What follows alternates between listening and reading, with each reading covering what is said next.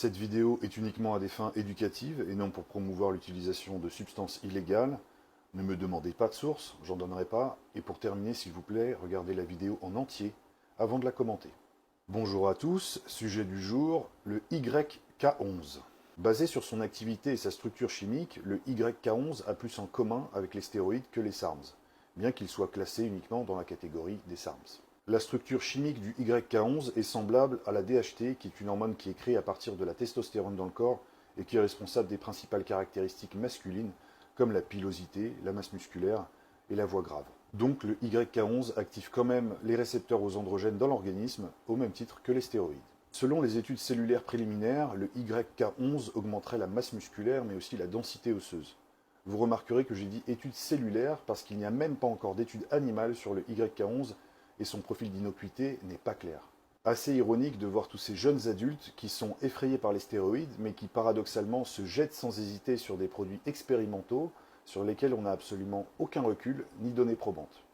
Comme pour les compléments alimentaires, je ne fais des vidéos que sur les produits que j'ai testés moi-même.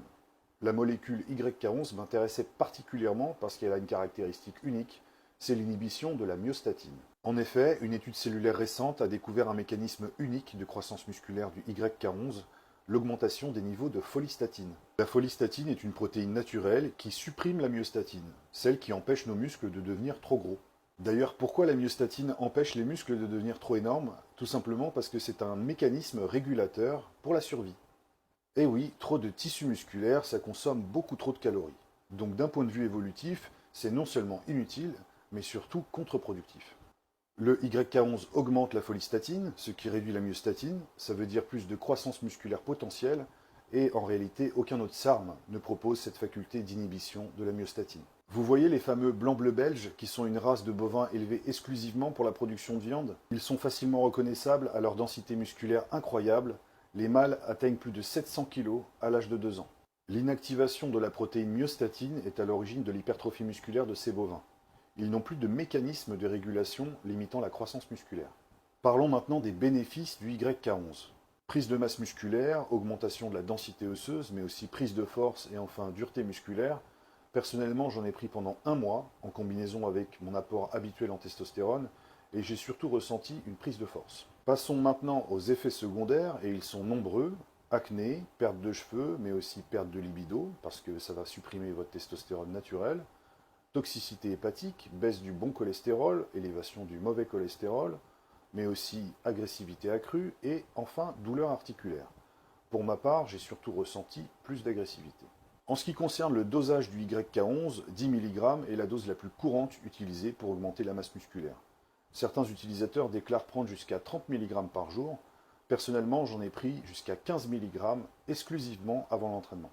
La demi-vie du YK11 est inconnue, mais elle est estimée entre 6 et 12 heures. C'est pour ça que la plupart des utilisateurs vont diviser leur dose quotidienne au moins par 2 pour avoir des taux plus stables dans le sang et donc des meilleurs résultats. Au niveau de la durée du cycle, la plupart des gens font état de cures de 4 à 8 semaines maximum. Dans l'écrasante majorité des cas, il y aura besoin d'une relance, d'une PCT, parce que le YK11 est suppressif. Donc vos taux naturels de testostérone vont être grandement affectés. Pour conclure, oui, le YK11 fonctionne, il a un effet anabolisant flagrant et un impact sur la croissance musculaire. Néanmoins, il ne produit pas des résultats époustouflants qui ne pourraient pas être reproduits avec d'autres agents anabolisants bien plus étudiés et connus. Ça ne m'a pas fait décoller physiquement et honnêtement, je n'ai jamais vu personne exploser avec cette molécule. Sans être désobligeant, la plupart des vlogs et expériences que je vois, ce sont des gamins maigrichons ou des personnes qui n'ont pas beaucoup de masse musculaire qui en parlent. Rappelez-vous surtout qu'il n'y a aucune étude humaine, ni même animale, sur le YK11. Tout ce qu'on sait sur cette molécule est anecdotique et basé sur l'expérience personnelle des utilisateurs. Mais tout cela ne peut pas remplacer des études cliniques fiables et appropriées. Je ne recommande donc pas l'utilisation du YK11 à qui que ce soit pour quelque raison que ce soit.